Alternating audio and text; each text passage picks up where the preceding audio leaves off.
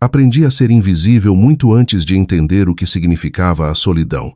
Crescendo nos bairros nobres de São Paulo, minha família deixou claro que eu era a peça que não se encaixava no quebra-cabeça. Enquanto meu irmão mais velho, Ricardo, brilhava no futebol do clube, e minha irmã mais nova, Vitória, encantava a todos com seu carisma natural. Eu era a desajeitada que tropeçava nas palavras, derrubava suco nos jantares de domingo e falhava em compreender as regras não ditas da etiqueta social paulistana.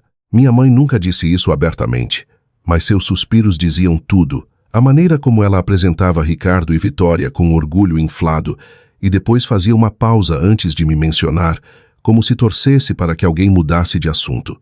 Meu pai era pior. Ele simplesmente fingia que eu não estava lá na maior parte do tempo. Seus olhos deslizavam por mim para focar nos meus irmãos sempre que estávamos no mesmo ambiente. A exclusão começou pequena.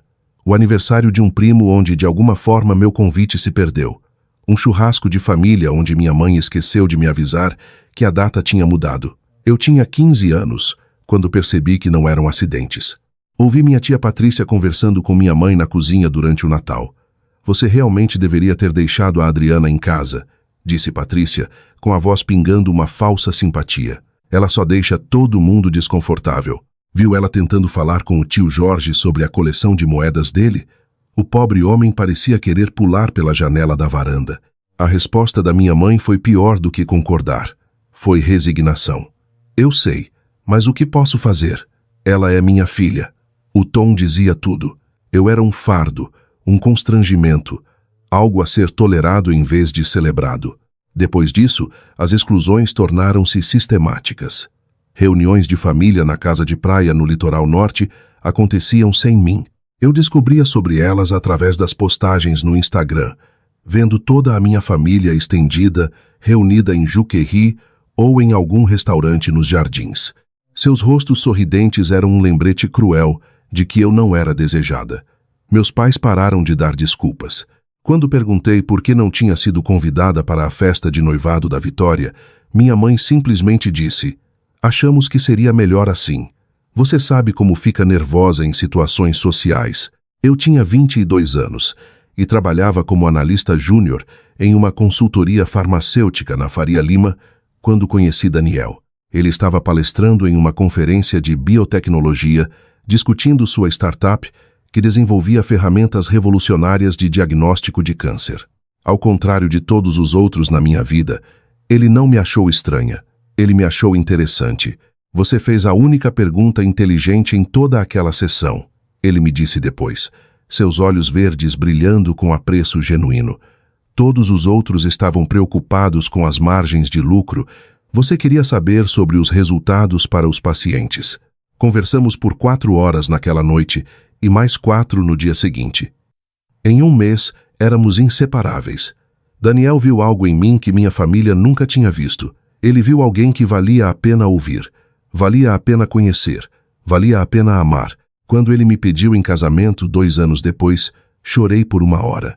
Não apenas porque o amava, mas porque, pela primeira vez na minha vida, alguém tinha me escolhido em primeiro lugar.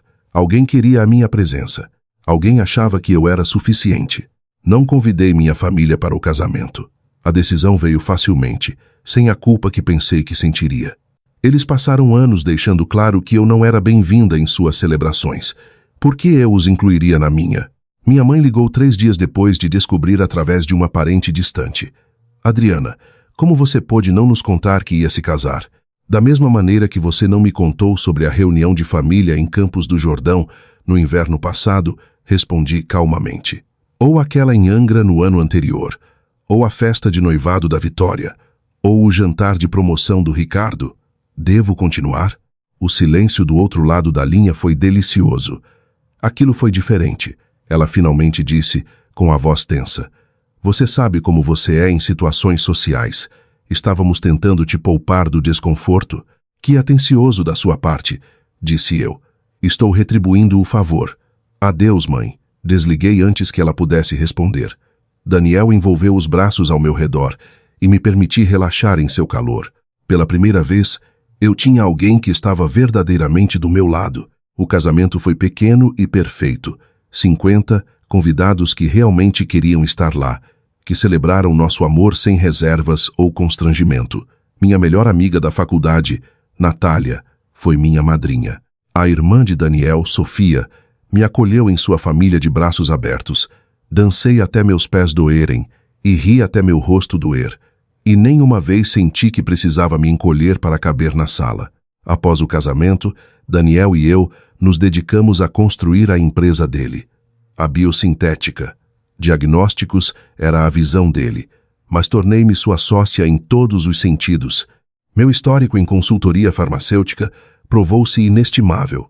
Enquanto ele focava na ciência, eu cuidava da estratégia de negócios, das parcerias, dos caminhos regulatórios na Anvisa para levar nossos produtos ao mercado. Trabalhávamos 16 horas por dia, em um escritório apertado na Vila Olímpia, vivendo de café e delivery, com a certeza absoluta de que estávamos construindo algo importante.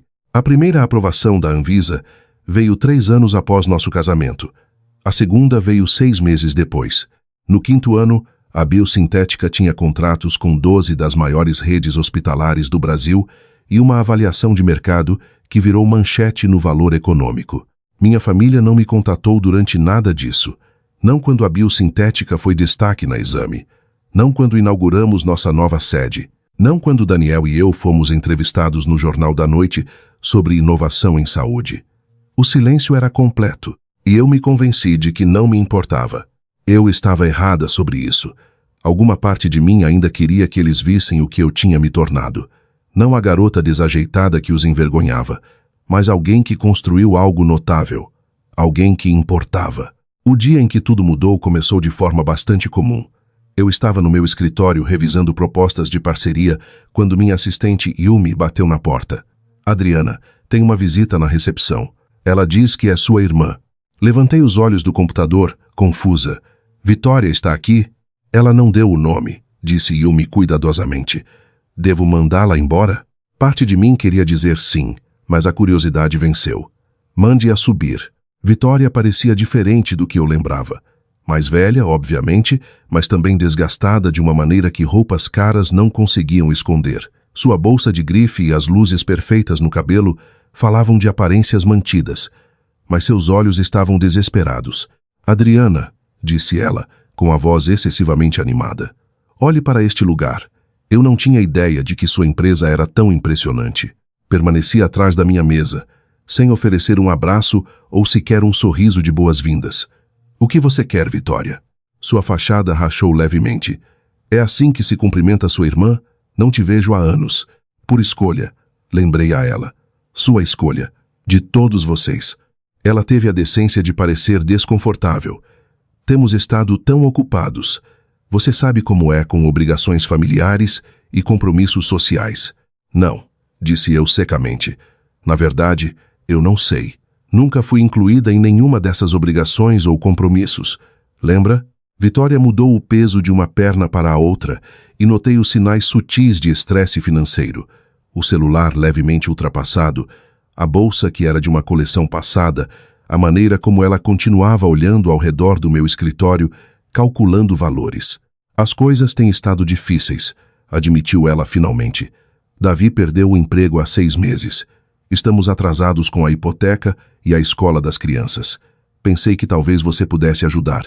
Apenas um empréstimo. Sério. Família ajuda família, certo? Quase ri. Família ajuda família. Isso é fascinante, Vitória. Onde estava a família quando me formei na faculdade? Quando consegui meu primeiro emprego de verdade? Quando me casei? Onde estava a família durante qualquer momento da minha vida? Aquilo foi diferente, protestou ela fracamente. Você sabe como a mamãe e o papai se sentiam sobre suas questões sociais. Minhas questões sociais, repeti. Você quer dizer a timidez que vocês usaram como desculpa para me excluir de todos os eventos familiares importantes? A vergonha que sentiam de ter a minha presença? O desespero de Vitória superou seu orgulho. Eu sei que nem sempre fomos justos com você, mas você se saiu tão bem. Certamente pode dispensar algo para ajudar sua irmã. Davi e eu temos 2 filhos para pensar. Pensei nos seus filhos exatamente tanto quanto você pensou em mim na última década, disse eu. O que significa? Nem um pouco. O rosto dela endureceu. Você mudou, Adriana. O dinheiro te tornou cruel. Não, corrigi. O dinheiro me tornou visível, e você não suporta isso. Ela saiu sem dizer mais nada, e voltei ao meu trabalho. Mas o encontro me perturbou mais do que eu queria admitir. A aparição de Vitória foi uma rachadura na represa. Se ela sabia onde eu trabalhava, o resto deles saberia em breve. Eu estava certa. 2 semanas depois, Ricardo ligou para meu escritório. Não atendi. Ele ligou novamente no dia seguinte e no outro. Finalmente, ele apareceu no saguão da biosintética, usando seu charme para convencer a recepcionista a ligar para minha sala. Me dê 5 minutos, disse ele, quando desci para encontrá-lo, recusando-me a deixá-lo entrar no prédio propriamente dito. Por favor, Adriana. Estávamos no saguão moderno de vidro, cercados pela evidência visível do meu sucesso. E meu irmão finalmente me olhou como se eu fosse alguém que valesse a pena ver. Cometi erros, começou ele. Todos nós cometemos. A maneira como te tratamos foi errada. Continue, disse eu friamente. Ele passou a mão pelo cabelo, um gesto que eu lembrava da infância, quando ele estava desconfortável. O papai está doente. Câncer no pâncreas. Estágio 4. As contas médicas estão esmagando eles. O plano de saúde mal cobre o básico agora, e os tratamentos experimentais que ele precisa não são aprovados ou cobertos. Algo se contorceu no meu peito, mas mantive a voz nivelada. E você pensou em mim por quê? Porque você trabalha com diagnósticos e saúde, disse ele. Porque você tem conexões, porque você é família. E apesar de tudo, a família deve estar lá um para o outro. Família, disse eu suavemente. A família que me excluiu de cada reunião, cada celebração, cada momento que importava. Essa família, o maxilar de Ricardo apertou. Eu sei que te machucamos, mas isso é sobre o papai. Ele está morrendo, Adriana. Você realmente quer que ele morra, sabendo que a filha se recusou a ajudar? Ele passou minha vida inteira agindo como se eu fosse invisível, disse eu. Agora, estou simplesmente retribuindo a gentileza. Você é inacreditável, Ricardo estalou, seu charme evaporando. Sabíamos que você tinha problemas, mas nunca pensei que fosse vingativa. Não sou vingativa, respondi calmamente. Estou simplesmente tratando vocês exatamente como me trataram. Como é a sensação, Ricardo? Como é a sensação de ser excluído, de ser ignorado, de ouvir que você não vale o esforço? Ele me encarou por um longo momento, depois balançou a cabeça. Espero que você consiga viver com a sua consciência. Ele se afastou e eu fiquei no saguão da minha empresa, cercada por tudo que construí, e senti absolutamente nada. Ou disse a mim mesma que não sentia nada.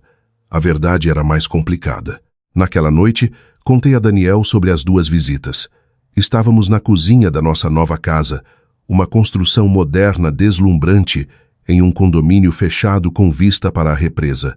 A casa era uma declaração, embora eu não tivesse pretendido conscientemente que fosse assim. Era a prova visível de que a garota desajeitada que eles dispensaram havia se tornado alguém notável. O que você quer fazer? Perguntou Daniel, sempre deixando a decisão para mim. Eu não sei, admiti. Parte de mim quer ajudar. Apesar de tudo, ele ainda é meu pai. Mas outra parte pensa em todas as vezes que me fizeram sentir inútil, e eu quero que eles saibam como é. Daniel me puxou para perto. Você não precisa decidir esta noite, mas o que quer que escolha, eu te apoio. Eu o amava por isso, por nunca pressionar, nunca julgar, apenas estar lá. A decisão veio 2 dias depois, quando recebi uma mensagem de um número desconhecido. Era uma foto, e quando a abri, prendi a respiração. Era um print de uma revista de negócios, a Forbes Brasil. A capa mostrava Daniel e eu com a manchete "O casal poderoso da saúde, como a biosintética diagnósticos está revolucionando a detecção do câncer". O texto abaixo da imagem dizia: "Vi isso na banca. Acho que você não é mais tão desajeitada assim. Adoraria restabelecer o contato. Beijos, mamãe." Algo frio se instalou no meu peito. Não quando eu era ninguém. Não quando eu estava lutando. Não quando precisei deles. Agora. Agora que eu estava em capas de revistas, agora eles queriam restabelecer o contato. 3 mensagens se seguiram na próxima hora. Uma de Vitória me parabenizando pelo artigo. Uma de Ricardo, sugerindo almoçarmos para discutir negócios da família. Uma da tia Patrícia, alegando que sempre soube que eu tinha potencial. Mostrei para Natália quando ela veio me visitar naquela noite. Ela leu, sua expressão ficando mais sombria a cada mensagem. Eles são inacreditáveis, disse ela, devolvendo meu celular. Deixe-me adivinhar. Nenhuma menção aos anos que te excluíram. Nemuma, confirmei. O que você vai fazer? Pensei sobre isso por um longo momento, olhando para o jardim. O sol estava se pondo, pintando o céu em tons de laranja e roxo, bonito e indiferente. Vou mostrar a eles exatamente quem me tornei, disse finalmente, e garantir que entendam o que aconteceu sem eles. Natália sorriu. Eu estava torcendo para que você dissesse isso. O plano se formou lentamente na semana seguinte. A Biosintética estava planejando um grande anúncio sobre nosso último avanço na detecção precoce de câncer. A tecnologia poderia identificar marcadores 18 meses antes dos padrões atuais do SUS e dos convênios, potencialmente salvando milhões de vidas. Era o maior momento da história da nossa empresa e a cobertura da mídia seria extensa. Organizei uma entrevista com a maior publicação de negócios da região. Durante a entrevista, me perguntaram sobre minha inspiração e sistema de apoio. Falei sobre Daniel, sobre Natália, sobre os mentores e colegas que acreditaram em mim. Falei sobre construir sucesso, apesar dos obstáculos, sobre provar que os céticos estavam errados, sobre encontrar sua própria família quando a biológica falha com você. A entrevistadora, uma mulher perspicaz chamada Beatriz, captou o subtexto. Parece que você enfrentou desafios pessoais significativos em sua jornada. Enfrentei, disse eu cuidadosamente. Cresci ouvindo que eu era muito desajeitada, muito embaraçosa para ser incluída em eventos familiares. Fui sistematicamente excluída de celebrações e reuniões porque minha própria família tinha vergonha de mim. Mas essa exclusão me ensinou algo valioso. Ensinou-me que as pessoas que importam são aquelas que escolhem ver seu valor, não as que compartilham seu DNA. Beatriz se inclinou para a frente, sentindo uma história. Isso deve ter sido incrivelmente doloroso. Foi, reconheci. Mas a dor pode ser transformadora. Cada vez que minha família me excluía, eu me tornava mais determinada a provar que valia a pena ser incluída. Cada vez que me faziam sentir invisível, eu trabalhava mais para me tornar impossível de ignorar. De certa forma, a rejeição deles foi o maior presente que poderiam ter me dado. Forçou-me a construir uma vida nos meus próprios termos, com pessoas que realmente me valorizavam. O artigo saiu na semana seguinte e foi tudo o que eu esperava. A manchete dizia: de excluída a excepcional, como uma mulher construiu um império na saúde após ser rejeitada pela própria família. A peça detalhava minha exclusão na infância, minha ascensão na indústria e minha filosofia sobre família escolhida versus família biológica. Era honesto, convincente e impossível de ignorar. O artigo foi replicado nacionalmente. Em 3 dias, minha história estava em todo lugar. Portais de notícias reproduziram. As redes sociais explodiram com discussões sobre dinâmicas familiares e relacionamentos tóxicos. Tornei-me uma voz inesperada para pessoas que haviam sido rejeitadas ou dispensadas por suas próprias famílias. E minha família viu tudo. Meu telefone começou a tocar sem parar. Minha mãe ligou 6 vezes em 1 hora. Vitória enviou 1 dúzia de mensagens, cada uma mais frenética que a anterior. Ricardo deixou um correio de voz, me chamando de manipuladora e egoísta. Tia Patrícia postou no Facebook sobre como o artigo estava cheio de mentiras, embora não conseguisse apontar uma única imprecisão. Não respondi a nenhum deles. Estava muito ocupada com pedidos de entrevista, convites para palestras e mensagens de pessoas me agradecendo por contar uma história que ressoava com suas próprias experiências. Minha dor pessoal havia se tornado algo maior. O destaque na revista levou a mais cobertura. A Vogue fez uma matéria sobre minhas estratégias de negócios. Entrei na lista 40 Under 40. Através de tudo isso, as tentativas desesperadas da minha família de me contatar continuaram. Eles queriam explicar, pedir desculpas, reconectar, mas o timing deles revelava tudo o que eu precisava saber sobre suas motivações. A manhã em que apareceram na minha casa, eu estava tomando café no terraço com Daniel. Era um sábado de final de setembro. O interfone tocou às 9 da manhã. Verifiquei a câmera de segurança no meu celular e senti meu estômago despencar. Minha mãe, meu pai, Vitória e Ricardo estavam no portão do condomínio. Eles realmente vieram, disse a Daniel, mostrando a tela. Ele largou a xícara de café. O que você quer fazer? Falar com eles, decidi. Mas nos meus termos. Caminhei até a entrada da garagem, em vez de deixá-los entrar na propriedade. A casa erguia-se atrás de mim, uma declaração arquitetônica de vidro e aço. Eu queria que eles vissem. Queria que entendessem exatamente o que perderam enquanto me excluíam de suas vidas. Meu pai parecia terrível. Ricardo não havia exagerado sobre o câncer. Ele tinha perdido pelo menos uns 20 quilos. Sua pele tinha um tom acinzentado e ele se apoiava pesadamente em uma bengala. Minha mãe também parecia mais velha, desgastada pelo estresse e provavelmente pela culpa, embora eu não estivesse me sentindo particularmente generosa sobre as emoções dela. Adriana, minha mãe começou, a voz trêmula. Precisamos conversar. Não temos nada para conversar, disse eu calmamente. Vocês deixaram seus sentimentos sobre mim claros anos atrás. Eu simplesmente os aceitei. Você nos fez parecer monstros naquele artigo. Vitória disparou. Seu desespero da nossa última reunião substituído por raiva. Sabe quantas pessoas me enviaram aquela história? Quantas ex-amigas me perguntaram, por que te tratamos tão mal? Eu disse a verdade, respondi. Se a verdade faz vocês parecerem monstros, talvez devam examinar o comportamento de vocês em vez de me culpar por falar sobre isso. Meu pai falou pela primeira vez, a voz fraca. Estou morrendo, Adriana. Isso não significa nada para você? Algo afiado torceu no meu peito, mas mantive minha expressão neutra. Significa exatamente tanto quanto minha existência significou para vocês por 28 anos. O que quer dizer, muito pouco. Ainda somos sua família, insistiu minha mãe. Você não pode simplesmente fingir que não existimos. Aprendi a fazer isso com especialistas, disse eu. Vocês fingiram que eu não existia pela maior parte da minha vida.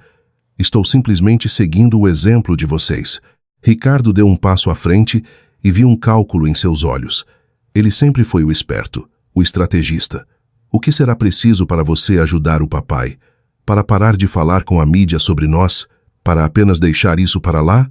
Dinheiro? Sabemos que você tem de sobra agora. Você acha que isso é sobre dinheiro? Perguntei, genuinamente surpresa com a estupidez dele. Tudo é sobre dinheiro, disse ele secamente. Você tem. Nós precisamos e você está usando isso para nos punir. Então diga seu preço. O que será preciso para ajudar seu pai morrendo e parar de destruir a reputação da nossa família? Encarei meu irmão e percebi algo crucial. Ele ainda não me via como uma pessoa. Eu era apenas um obstáculo a superar, um recurso a extrair. Não há preço, disse eu baixinho, porque vocês ainda não entendem o que fizeram de errado. Acham que isso é sobre dinheiro, vingança ou atenção da mídia. Não é. É sobre 28 anos, ouvindo que não valia a pena ser incluída na minha própria família. É sobre aprender a ser invisível, porque minha existência envergonhava vocês. Não estamos negociando. Cometemos erros, disse minha mãe, lágrimas escorrendo pelo rosto. Mas estamos tentando consertar as coisas agora. Isso não conta? Não, disse eu simplesmente. Vocês não estão tentando consertar. Estão tentando se beneficiar do meu sucesso. Me ignoraram quando eu era ninguém, me excluíram quando estava lutando. Agora que sou bem-sucedida e visível, de repente querem um relacionamento. Isso não é reparação. Isso é oportunismo. Por favor, disse meu pai, e a palavra saiu como um sussurro. Não tenho muito tempo. Quero consertar as coisas antes de ir. Por um momento, quase vacilei. Ele era meu pai, afinal. Mas então lembrei de ter 15 anos e ouvir minha mãe concordar que eu era muito embaraçosa. Lembrei de ter 22 anos e descobrir sobre a festa da Vitória pelo Instagram. Vocês tiveram minha vida inteira para consertar as coisas, disse eu. Escolheram não fazer. Não podem escolher diferente agora só porque é conveniente. Você é cruel, disse Vitória. Vingativa e cruel. Sempre soubemos que havia algo errado com você. Aí está, disse eu suavemente. O sentimento real sob todas as desculpas. Vocês ainda acham que o problema sou eu. Depois de tudo, não aprenderam nada. Virei-me para voltar para casa, mas a voz da minha mãe me parou. O câncer está no pâncreas, fígado e pulmões. Sem tratamento experimental, ele tem 3 meses. Você trabalha com diagnósticos. Você tem conexões com todos os grandes hospitais e centros de pesquisa. Você poderia ajudá-lo a entrar em um ensaio clínico. Você poderia salvar a vida dele. Virei-me novamente. Eu poderia, concordei. Tenho essas conexões. Eu poderia fazer algumas ligações, mas não vou. O silêncio que se seguiu foi absoluto. Você deixaria seu pai morrer? Exigiu Ricardo, o rosto vermelho de raiva. Por rancor? Por consistência, corrigi. Vocês me excluíram de suas vidas. Estou excluindo vocês da minha. Vocês me ensinaram que família é condicional. Eu estava na categoria não por 28 anos. Agora as categorias se inverteram e vocês não conseguem lidar com isso. Deixei-os parados no meu portão e voltei para casa. Minhas mãos tremiam. Daniel me abraçou. Foi mais difícil do que eu esperava, admiti. Você fez a coisa certa, disse ele firmemente. Eles não podem te tratar como lixo por décadas e depois exigir sua ajuda no momento em que os beneficia. Eu queria acreditar nele, mas parte de mim se sentia vazia. A resposta veio naquela noite, quando recebi uma mensagem de um número desconhecido. Era um print de um grupo de WhatsApp de 6 meses atrás. A mensagem era de Vitória para minha mãe, com cópia para Ricardo. Encontrei alguém que conhece a Adriana. Aparentemente ela casou com um cara de uma startup. Parece que estão lutando para conseguir financiamento. Não comentei com ninguém. Não tem sentido associar a família a mais um dos fracassos dela. A data mostrava que foi enviada apenas 3 dias antes de Vitória aparecer no meu escritório implorando por dinheiro. Outra mensagem chegou do mesmo número. Achei que você deveria ver o que eles realmente pensam. Sou a Estefânia, ex-mulher do Ricardo. Sua família é boa em esconder quem realmente é. Não se deixe enganar. Encarei o print. Mesmo 6 meses atrás, eles só fofocavam sobre meus supostos fracassos. A única coisa que mudou foi meu sucesso público. Mostrei os textos a Daniel. Eles são ainda piores do que eu pensava, disse ele. Eles não queriam um relacionamento comigo, disse eu. As peças se encaixando. Queriam acesso. Viram as revistas e viram uma oportunidade. O câncer do meu pai apenas deu uma desculpa. Na semana seguinte, minha mãe foi à mídia. Natália entrou na minha sala com o celular. Você precisa ver isso. A matéria estava em um portal de notícias local. A manchete dizia: Mãe implora para a filha ajudar a salvar pai moribundo. A história me pintava como uma filha sem coração que abandonou o pai doente por vingança mesquinha. Eles estão tentando manipular a opinião pública, disse Natália. Fazer você parecer a vilã. O artigo ganhou tração. Comecei a receber mensagens de ódio.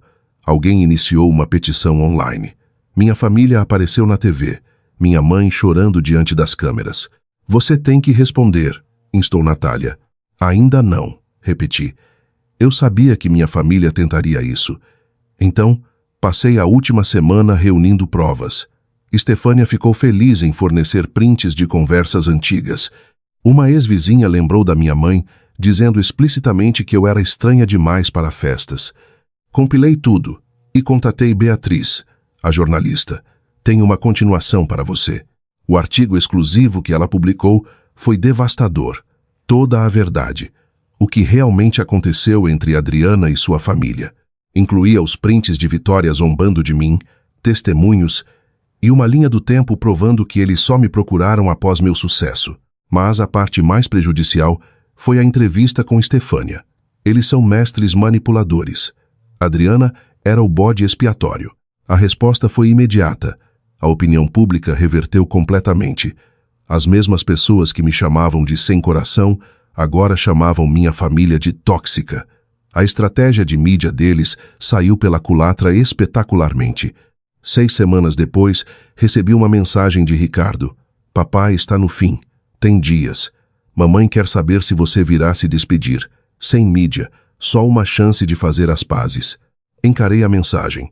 Parte de mim queria encerramento, mas sabia que se fosse, eles veriam como fraqueza. Respondi com uma única frase. Fiz as pazes com a ausência de vocês anos atrás. Vocês deveriam tentar fazer o mesmo com a minha. Bloqueei todos os números. Meu pai morreu 12 dias depois. Soube pelas redes sociais. Não fui ao enterro. Enviei flores com um cartão que dizia apenas adeus. 3 meses depois, Vitória apareceu no meu escritório novamente, parecendo derrotada. Ela me entregou um envelope. O papai escreveu 2 dias antes de morrer, me fez prometer entregar. Abri a carta na minha sala com Daniel ao meu lado. A caligrafia estava trêmula. Adriana, eu não espero perdão. Você estava certa sobre tudo. Nós te excluímos sistematicamente. Eu poderia dar desculpas, mas a verdade é feia. Você não se encaixava na imagem de família que queríamos apresentar. Foi cruel e imperdoável. Você construiu algo notável sem nós. Tenho orgulho de você, embora não tenha direito de ter. Espero que tenha uma boa vida. Como se sente? Perguntou Daniel. Vazia, admiti. Ele finalmente reconheceu, mas não desfaz o dano. É apenas papel. Guardei a carta e nunca mais a olhei. O capítulo estava fechado. A vida seguiu. A biosintética abriu capital e foi um sucesso estrondoso. Comecei silenciosamente um fundo de bolsas de estudo para jovens rejeitados por suas famílias. 2 anos depois, recebi um pacote sem remetente. Era um diário do meu pai. Li ao longo de uma semana. Ele descrevia me ver na TV e perceber que eu nunca fui estranha, apenas reprimida. Uma entrada final me fez chorar. Ela não era desajeitada. Nós a quebramos e ela se reconstruiu sem nós. Vitória é manipuladora, Ricardo é ganancioso. Mas Adriana sempre foi genuína, e nós a punimos por isso. O diário me deu a confirmação final de que nunca houve nada de errado comigo. Vi minha mãe mais uma vez, por acidente, em um restaurante no centro. Ela estava sozinha, parecendo velha. Nossos olhos se encontraram. Ela assentiu levemente. Eu assenti de volta, e cada uma voltou para a sua vida. A verdadeira vitória não veio do sofrimento deles, mas do que construí apesar deles. Estava na nossa nova instalação de pesquisa em Campinas, celebrando uma nova tecnologia para detectar câncer de pâncreas precocemente. A ironia não me escapou. Meu trabalho salvaria pessoas com a mesma doença que matou meu pai. Daniel apareceu ao meu lado. No que está pensando? Em como é estranho, disse eu, que a pior coisa que me aconteceu acabou sendo a melhor. A rejeição deles me forçou a provar meu valor. Eles queriam que eu desaparecesse. Em vez disso, tornei-me impossível de ignorar. E essa, no final, é a melhor vingança de todas. Sua história é única. Seu valor não é definido por quem deveria te amar, mas por quem escolhe te amar. Construa sua própria família, sua própria vida, e torne-se impossível de ignorar.